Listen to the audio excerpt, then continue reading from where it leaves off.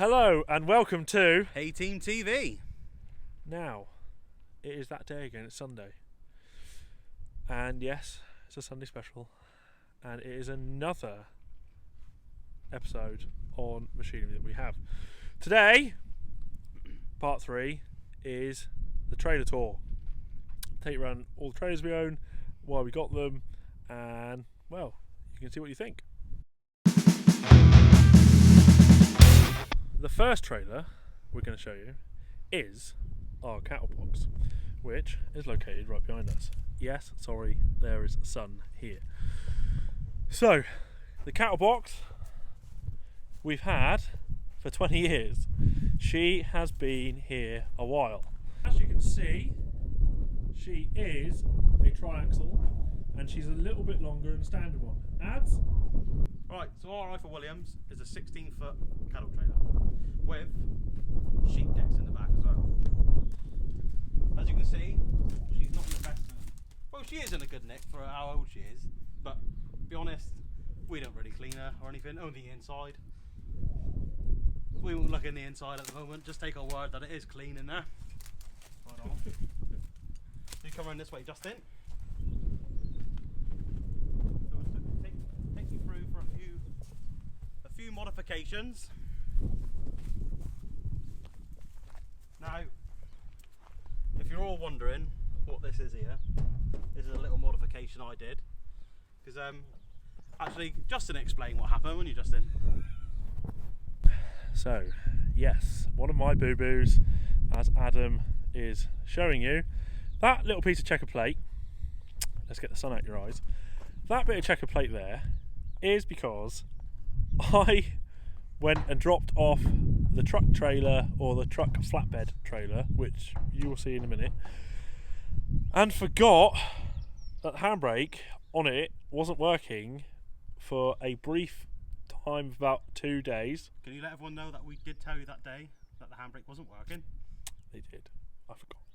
Anyway, I took the trailer off, I put the handbrake on, which wasn't going to do anything, and then the next morning we came out and found the trailer through the side of the cattle box. So yeah, that's my bad. But other than that, she's in pretty good nick. Yes, as Adam's right, the inside is a bit dirty, to say the least, because after we took the bull up, and yes, we actually did wash it, we kind of make ourselves do that one. We leased it out to my sister and her half, and they didn't clean it afterwards after putting their sheep through it. They tend to have a habit of letting me and him clean it again, which is really annoying. So what usually happens is we go to load a bull to take it to slaughter, usually, and find that we've got to quickly clean the trailer before we go. Well, that's a nightmare. Anyway, it's an for Williams cattle box. It does what it says on the tin. She's triaxle. She rides like a dream. I think most of you have 12 footers. This is on that edge of whether it should be on the back of a truck or on the back of a tractor. So obviously she's a bit heavy with, if she's got 6 bullocks in there, she's heavy because the trailer's bigger and the trailer's heavy. But other than that, fantastic purchase we had years ago. We don't use it as much as we used to, but resale value, not a lot. So is there a point in getting rid of it? No. Does she do everything we want to do? Yes. It's one of the things that stays around here. This is our truck trailer, flatbed, triaxle, which we obviously take our bales on. Now, if Adam would like to show you. Right, this is the lovely bit of damage that Justin caused that went through the cattle box. As you can see, he has broken the marker light and dented the front of the trailer. And we also have a little bit of a modification that one of the other part-time drivers that comes on for us and delivers, he was coming back from a delivery and the lathe fell off. So we had to make a little bit of a modification. So we just welded it back together again with a straight bit of steel, just use a straight bit of steel and put some braces on the side of the steel just to make her a little bit stronger. So good so far. So far so good. So far so good. Now, this trailer isn't a Knife Williams. This trailer is a Graham Edwards. Justin, why would you get a Graham Edwards when you already had a Knife Williams? Because we used to have a Knife Williams flatbed, and as you saw on the other one, they've got springs between each wheels. Now, if you'd like to follow me down here, Graham Edward trailers don't have springs. Torsion bars. They have Torsion bars. They have torsion bars. So, Radius arms. or radius arms, as Adam is saying, and there is literally just a rubber buffer between the chassis and the axle, which is your suspension.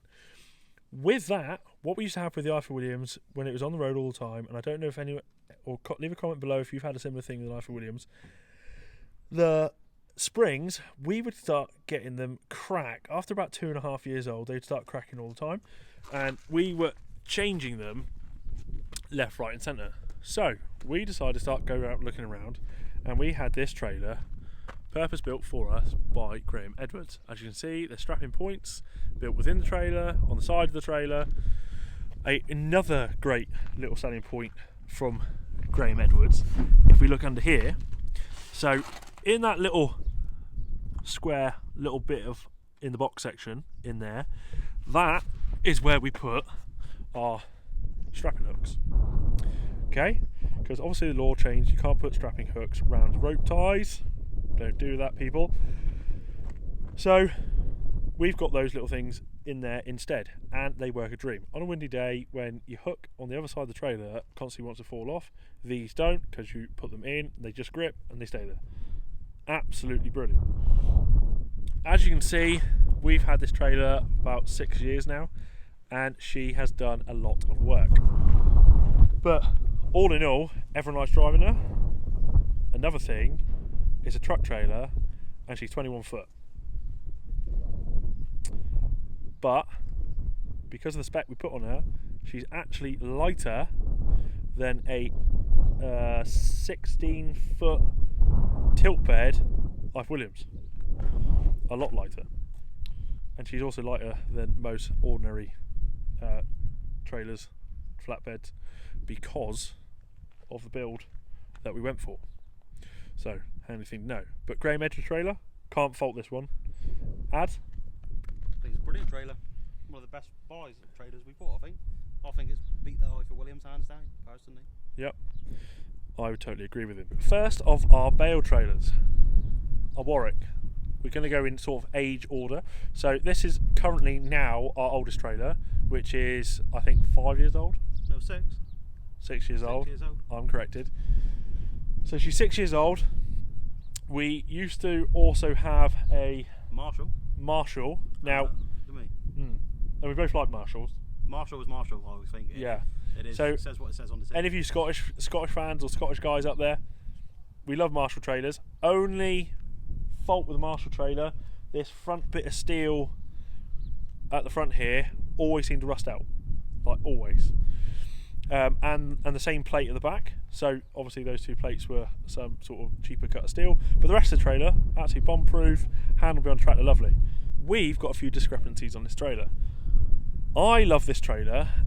The drawbar is ever so slightly longer than some of our other trailers. It handles absolutely fantastically behind the loadle, or what was the Merlot I used to have. So behind the telehandler, absolutely fantastic. But I hate this trailer. He doesn't like this trailer. Absolutely hate it. Ever since it arrived on the farm, awful purchase in my eyes. Absolute awful, cheap, horrible trailer. You don't need to be quite that personal, do you? Oh, I hate it. You've obviously got his feelings. He doesn't like it. A few alterations to this trailer that we've had is, if we go back, we did have this on standard 8-ply tyres. 8-ply trailer tyres. Which obviously, as everyone knows, all they ever seem to want to do is get hot and they get punctures easily. So, we had an old Griffiths grain trailer and I had the same sort of tyres on. So we bought mini super singles for her. So we got rid of the grain trailer in the end, and we put the super singles on this one. And I must say, it does an awesome job at what they do. But the only downside to this is, because we've got super singles and they're running on rocker arms, the trailer always wanted to do that, bounce up and down. But I don't drive her, so nor do I care. Now, in another video that I posted a while ago of loading square bale hay, if you go back and see that, I also talked about this feature. So on the Warwick, we've got this little extension, but it serves two purposes. Usually, or not usually, it's always down like this. We've got the option of tipping this up here. Okay, so we turn a 26. She's a 26 foot trailer. So we turn it into a 24 foot trailer. Then she's a 2 foot extension. So we've got a 2 foot extension, turn a 26 to a 24. Why do we want to do that? A while ago, we used to have a few fields with slightly small gateways or awkward gateways, so we could fold this up and we had two trailers two trailers in one, rather than having to buy another trailer that's slightly smaller to do that one job. And to be fair to Warwick, this thing was awesome. It's very simple to use. There's 2 pins underneath, you put it up, this bar back here, and the whole thing slides into the trailer, holds it all together. But that would not work now. It wouldn't work now because I may have damaged bits of it, but we won't go there. You know, we don't need a sort of... I've got a problem with pushing. There's just not enough time in the day. So, you know, as anyone in the ag world, probably trying to do 20 things when you should just be concentrating on one. Yeah, I have these little faults that happen afterwards. Anyway, it does still work if we really wanted it to. And at some point, we are thinking now, because we don't have any of the awkward fields, we might weld this up, because it's starting to get a little bit loose over the time we've had it. Especially as most of the time she's carting 6 foot rounds, so when we have 14 bales on, it's nearly like having 28 4-foot bales, if you see my meaning. So the weight is just like way up there. But we can't fault Warwick on the build underneath. It is a very strong trailer, isn't it? Underneath, yeah, but the top of her, it's weak. Like the front blade and all that is rubbish. Yeah, the front blade is a bit flimsy, but the chassis, very strong chassis, good axle, good pivoting point. Also, just underneath here, they've got a nice open rail, so not that harvest time we strap, but it is easy to strap to. No, these are brilliant trailers. This was the first Porterquip one we had, and it's absolutely brilliant. So heavy duty, and we've got on so well with them, haven't we? So even Mr. Negative himself, he can't find fault with this one. As you can see, sprung drawbar, because they do a lot of road work. This one has been kind of semi-retired from road work now. We sent back a Marshall for the other 2 Porterquips over there that we'll get to in a minute, and decided to keep this one because we thought, for the build quality of it, we couldn't really, we just couldn't let it go, to be honest. We couldn't let it go.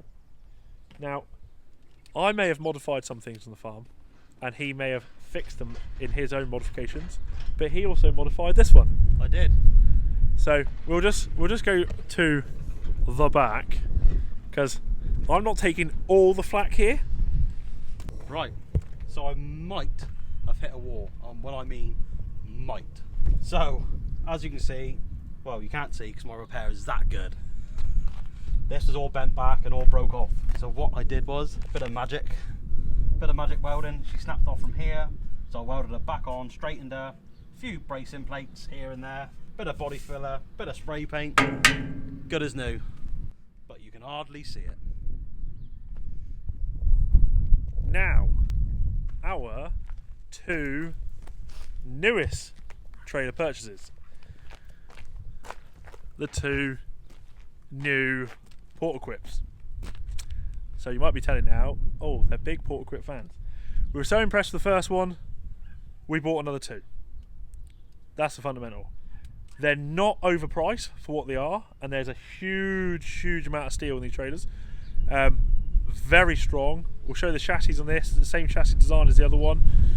We got boxes. Obviously, everything's got air brakes, sprung drawbars, ABS. ABS. These two have got ABS. The other one didn't. We had problems with the load valve on that one, which we forgot to say. The blue one had big problems with the load valve on it. Yeah. So the other one with the load valve, you just tap the brake, and she locks up. Now, for what she does now, we don't mind that, but it was starting to get a bit of a drag having it happen when we're out on the road. Now we don't need to worry about that, so we've just got these two. These two obviously on ABS, touch brake, nothing happens, drive on. Most of the time we don't even know they're on the back. Well, unless we look backwards, but do you look backwards much? I just hope for the best, really. If I get back to the farm and the trailer's still on, good job. Right on. Good job. Good job. As you can probably see, these trailers are a lot lower than our blued one. So if you just round. As you can see, she's on normal super singles. And on these, we decided to get mini super singles purely because, 1, we've got a lower trailer, and 2, when we are doing bales, there's a big difference really we find. One, we've got the big rounds on that blue trailer. Your load's all the way up in the air when there's no need. You know, these do exactly the same job as what the big ones do, we find, and they're awesome. So we've got a lower trailer, and all the load is lower to the floor.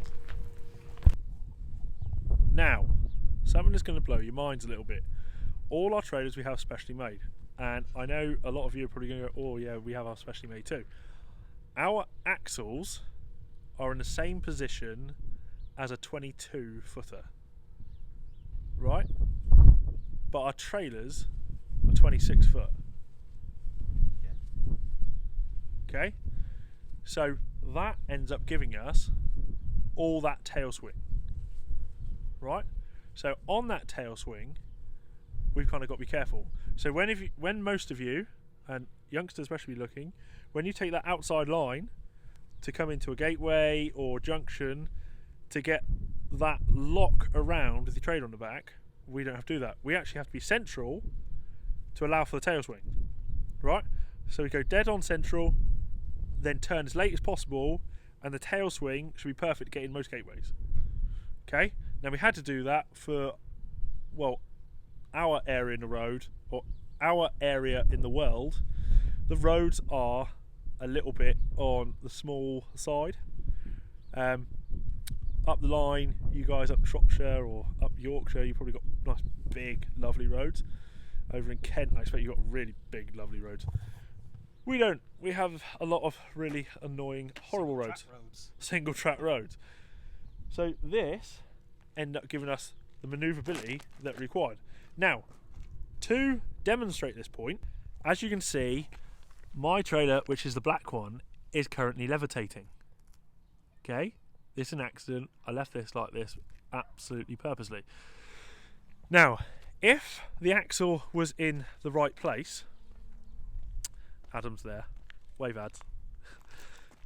If the axle was in the right place, that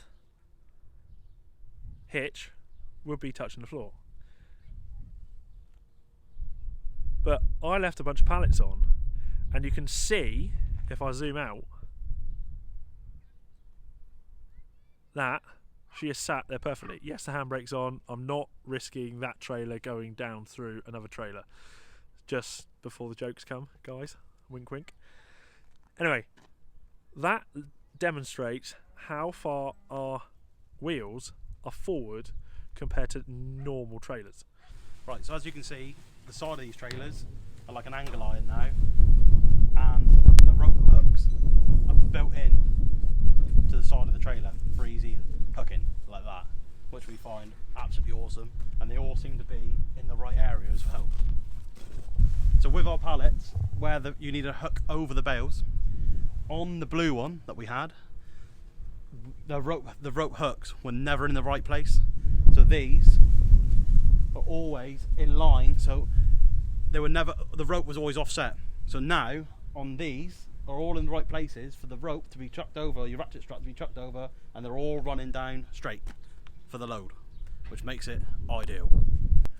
If anyone's wondering and thinking, Justin, Adam, why have you got these bars on the side of the trailers? Well, We have no idea. we've got no idea. But apparently we've got to have them to stop motorcyclists committing suicide. That's why. Basically, to protect motorcyclists and drivers going on the trailer. But that ain't that strong. That probably wouldn't stop us throwing a terrier into it before it bent.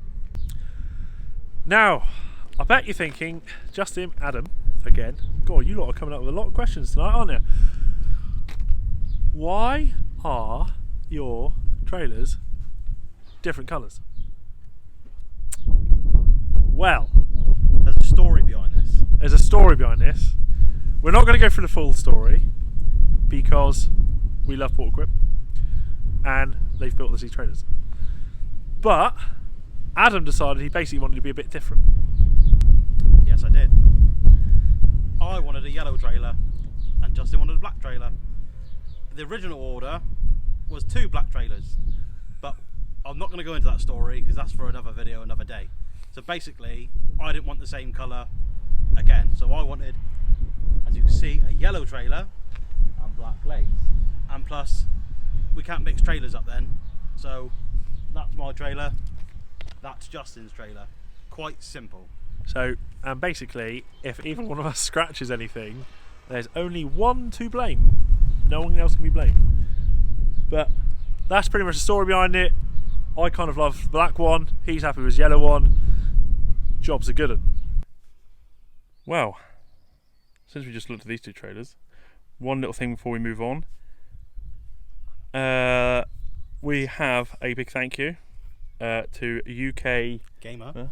808 for shouting us out over on his channel. Now, some of you ag people now will be thinking, Justin, Adam, why are you shouting out a gamer channel? Well, he specialises in Farm Simulator. Now, personally, I don't know what everyone thinks about this. Gaming isn't massively my thing, but if it can educate anyone in the ag industry or bring youngsters into ag industry, I think that's a massive, massive plus. Ag isn't exactly talked about in school. It isn't. There isn't much education behind it unless they get to 6th form, say, and move to an ag college. So a game is another way for them to learn, and not every kid is got the privilege of being able to have a farm to work in.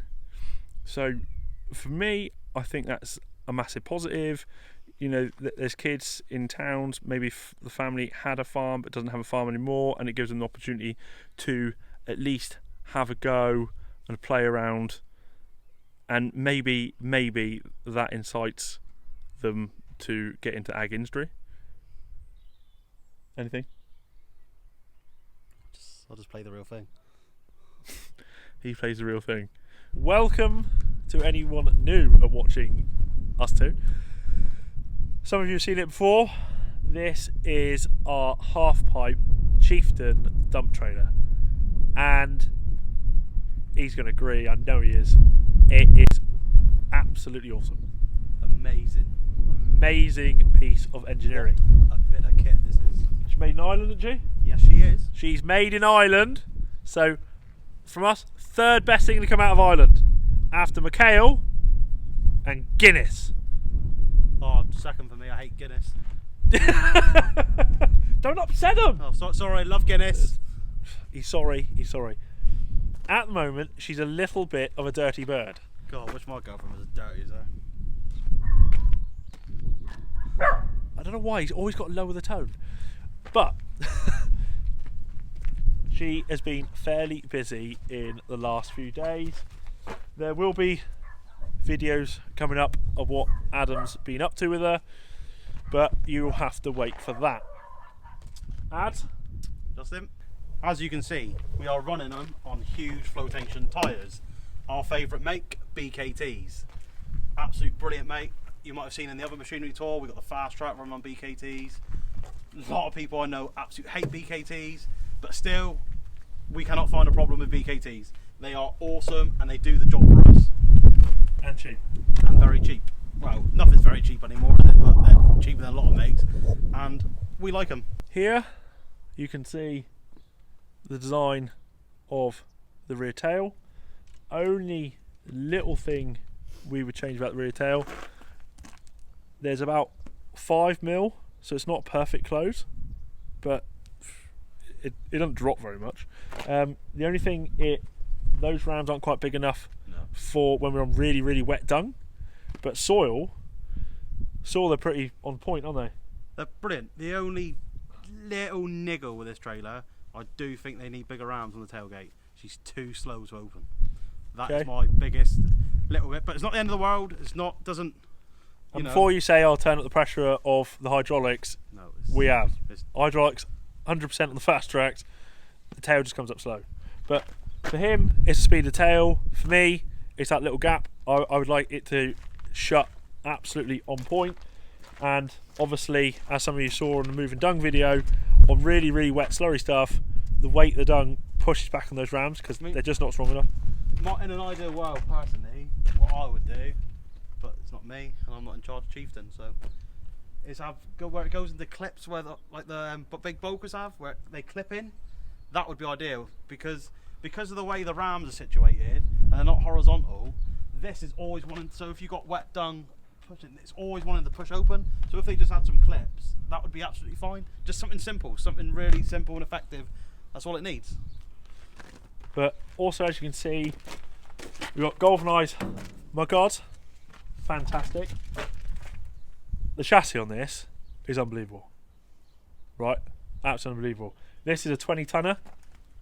So, as you imagine, anyone in ag industry, if someone tells you something's a 20-tonner, you're going to try and get 24 to 25 ton in it. So, when we say that we really push this thing as far as we can go, we really do. We got a boo-boo. We don't need to see this. He's literally just found a boo-boo. Just found a nail in my tyre. We'll show. Oh dear. I think he might want to leave that in until tomorrow. Is it alright? Alright. There you go, ladies and gentlemen. You just saw a bloke listening to a tyre. So, it's alright. So, okay, we're lucky. BKTs, wicked. Even metal can't beat them. Anyway, back to the build quality. The chassis, if I bring you around to the front, you see here, there's two of these serious bits of box going down through to the back of the trailer, and the steel is not small by a country mile. We would highly recommend this trailer. And just so you all know, and you don't think, oh, they've got Chieftain and that's all they've had, blah blah blah. We had a JPM, which you saw by my cousins in another episode, which I did and showed it. We start with the JPM, great trailer. We then went to two NCs. Okay, again, good trailers. Problem with NCs though, the brakes would lock up for fun anywhere. We were leaving skid marks freaking from one end of Devon to the other. They weren't a high spec trailer, were they? But they were low spec, but the brakes were just a pain in the ass. They were too sensitive. And that magic door NC have got on the back really messes your load up in the back as well. It really shortens your load how much you can put in the back, because that magic door is real far forward. There's not a lot you can actually put in there. What you find? If you experience that, leave a comment and we'll get back to you. The magic door we didn't like, did we? Yeah, we like it. Everything used to get caught in it. But this thing is a whole different ball game. We got rid of the two NCs because we could never get both of us to a job at the same time. So we took on the fast tracks, and then we decided to go for this. So we went from two 12s to a 20, right? And we're easily shifting as much with one of us. Well, yeah, we found that out. When I was doing soil, it was the same amount of, so for the two NC trailers was the same as amount as what was going in this. So an 8-ton machine we had scooping was 22 buckets for an NC. So that was 44 buckets to 2 NCs. So we've got 44 buckets going in this. So it was actually 2 NC trailers, which were 14 tonners. Oh, not 12 tonners. No, they were 14 tonners. And so you're getting the same amount. So 2 NC trailers in this. That's the same amount of stuff we're getting in. Well, on that, I hope you enjoyed that. We've had a whole bunch of amazing comments from you guys saying that you like us going a bit more in depth on the tour. So we were going to put a whole heap of stuff in today, but we decided to go to trailers only on your behalf. So that means we've got another machinery tour to do. Yeah. If you really like the Chieftain, and if you really like the Porterquips, which, to be fair, I know we own them, but we couldn't give them any more praise. They aren't causing us any problems at all. They're doing exactly what they say on the tin. We purchased them all from Holses of Honiton. So if you're in the southwest area, well, most of the country really, because they are dealing all over the place.